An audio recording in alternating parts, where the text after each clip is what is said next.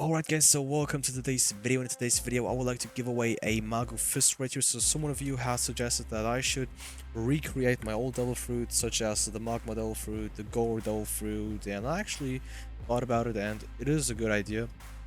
Also, thank you for the overwhelming support on the place review. I'm probably going to upload more of that, so make sure to join a Discord server and to leave a link of your game right there so that I can review it. Now let's get to this Magu fist right here. Let me just quickly go over there where all of those dummies are to really demonstrate this to you, right?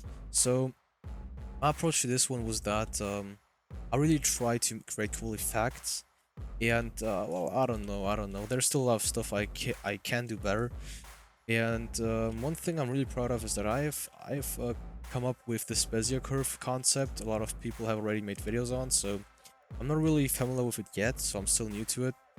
But check out Red Place video, for example, if you really want to know about it, or some other people's videos on it.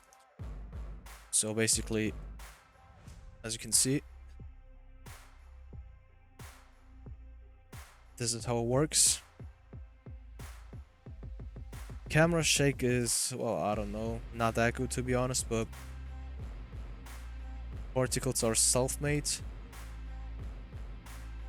And this Bezier curve concept right here really appeals to it, so I really like this one. There's still a lot of stuff which could be done better, alright? Now with that being said, thank you guys for watching.